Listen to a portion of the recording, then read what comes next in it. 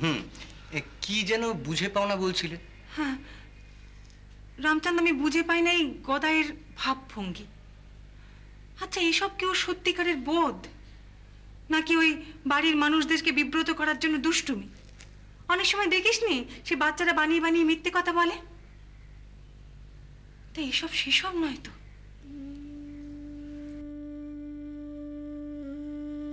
নইলে এই বয়সে এমন হয়? আকাশে বক দেখলে ভিড় খেলে, পুজো দিতে গেলে ভিড় খেলে, কোথাও যাত্রা গান শুনতে গেলে তো ঠাকুরের গান শুনে বেহুশ হয়ে পড়লে। এসব কি? আমি রামচাঁদ প্রথম ভাবতাম যে ওই বায়ু রোগ বা মৃগী রোগ। তা রামকুমার ওকে অনেক কবরেজ বুদ্ধি দেখিয়েছে জানিস, তারা তো শরীরে বিকারের কোনো লক্ষণ পেলে না। কেমন ভাব হয় ও সময়? সে আমি তোকে কি করে বোঝাই বল? হাত পা সব অসার, কাট কাট ভাব, দেখে তো মনে হয় অজ্ঞান, কিন্তু পরে জিজ্ঞাসা করলেও সব বলতে পারে জানিস, ও সব মনে থাকে। কি বলে তখন? সেসব পাগল পাগল কথা বলে। ও নাকি আলো দেখে, জ্যোতি দেখে।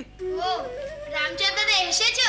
আমি বুঝতে পারছিলাম, কিন্তু কি করব বলো, এই পুজো শেষ না করে তার উঠতে পারবো না।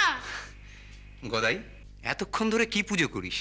আর বলো কেন রামচাঁদ দাদা, জানোই তো এইটুকু ভিটেতে কত ঠাকুরের থান। বিষ্ণু, শিলা, রঘুবীর, রামেশ্বর শিব তো আছেনই, আর বাবা মা শীতলার ঘট বসিয়ে দিয়ে গেছেন। আর ওদিকে উঠোনে সাপ গাছে মা মনসা। আমি কাকে রাখি আর কাকে ফেলি গো?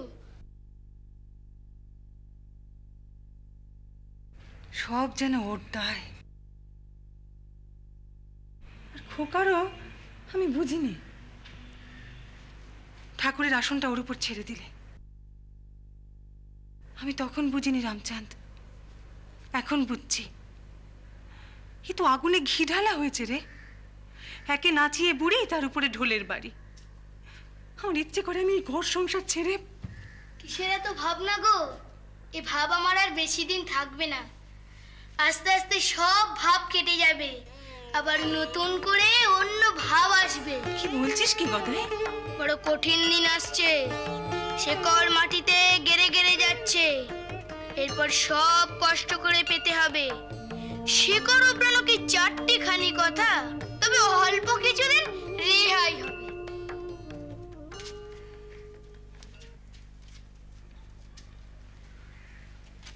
শুনলি তো এই সমস্ত হেয়ালির কথাবার্তা?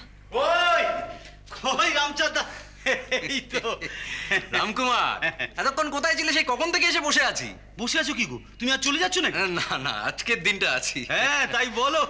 আমি একটু ওই পাইন বাবুদের বাড়িতে গিয়েছিলাম, তো ওখানে ওই বোন গিয়ে বললো আর আমি সঙ্গে সঙ্গে দৌড়ে এলাম। নে তোরা কথা বল, আর তুই একটু হাত মুখ ধুয়ে জামা কাপড়টা ছেড়ে নিস রামচাঁদ।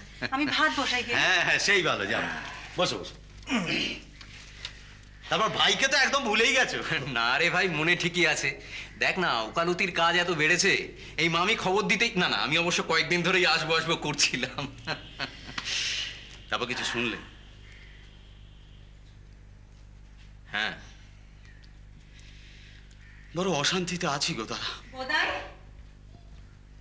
ও গদাই, আবার কোথায় চললি তুই? ওই প্রসন্ন দিদি একটু শ্বেত চন্দন চেয়েছিল, আমি তাকে দিয়ে আসতে যাচ্ছি। দেখো দেখি, সাবধানে যাস। ওই গদাইকে নিয়েই মামির সঙ্গে কথা হচ্ছিল আর কি। এই হচ্ছে মায়ের এক জ্বালা, মানে যাকে দেখবে তাকে নিয়ে উত্তক্ত করা। কি উত্তক্ত করলুম খোকা? আপনজনকে মনের কথা বলবো না? এটা কি বলছিস রামকুমার? আমি কি তোদের পর? না তা নয়, তবে তুমি আর এর কি করবে? ও যা হবার তা হবে। হ্যাঁ রে, আমিও শুনছিলাম, এ ভাব কেটে অন্য ভাব আসবে, শেকড় মাটিতে গেঁড়ে বসবে। কি বলে এসব? বুঝি না, বুঝতেও চাই না। কেন?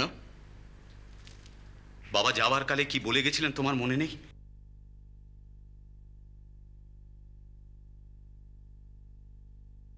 ওর ওর জন্যই কোনো রকম সংশয় বা সন্দেহ যেন আমরা প্রকাশ না করি, তাই আমিও বাবার ইচ্ছেতেই সব ছেড়ে দিয়েছি। এ কি তোর অভিমানের কথা? না,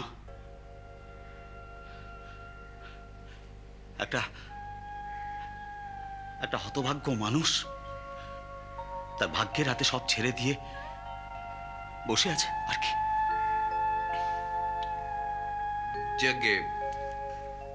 যাজ্ঞে ওসব কথা।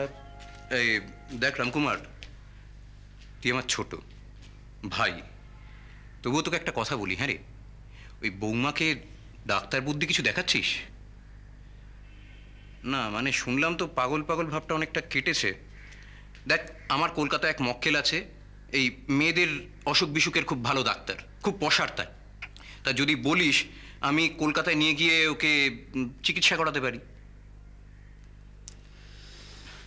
দেখ রামকুমার, গিয়েও এক জ্যোতিষী কি বলল তার উপর ভরসা করাটা কি ঠিক? তুমি জ্যোতিষশাস্ত্রে বিশ্বাস করো? অবিশ্বাস করি না, তবে আমি এই শাস্ত্র শিখেছি। অনেক লোক আমার কাছেই আসে তাদের রোগের ভবিতব্য নির্ণয় করার জন্য। আমি বিধান দিই, এমনকি শান্তি সস্তায়নও করতে বলি। সত্যি কথা বলতে কি, তোমাদের বৌমার ঠিকুজি আমি প্রথম নির্ণয় করেছিলাম। তারপর ওর ভাগ্যের ভবিতব্যের ফল জানতে পেরে আমি প্রমাদ গুনেছিলাম। জানো, বাবাও বোধহয় এর কিছুটা আঁচ করতে পেরেছিলেন। তাই জন্যই বাবা বোধহয় ওকে এই অযাচিত স্নেহ প্রশ্রয় এসব দিতেন। তোমাদের বৌমার স্বভাবে এই জন্যই বোধহয় এই পাগল পাগল ভাব, এই এই এই অবাধ্যতা, তারপরে তোমাদের এই মান অভিমান, যে তোমরা যাই বলো। এই গণনার তোর কোনো দ্বিধা বা সংশয় নেই? ছিল, জানো, ছিল। আর এই জন্যেই আমি প্রথম কাউকে কিছু জানাতে চাইনি। হ্যাঁ, আমি কাউকে কিছু বলতাম না। আমি ভাবতাম যে আমার গণনা যেন ভুল হয়, আমার কৃতবিদ্যা যেন ব্যর্থ হয়। পরে আমি জ্যোতিষাচার্যকে দিয়ে, তারপর ভট্টাচার্য মশাইকে দিয়ে, সবাইকে দিয়ে আমি গণনা করিয়েছি, কিন্তু না, সবার মুখে একই কথা, ওর গ্রহের পরিবর্তন হয়নি, হয়তো আর কোনোদিন হবেও না। আমি বরফ করে বলতে পারি।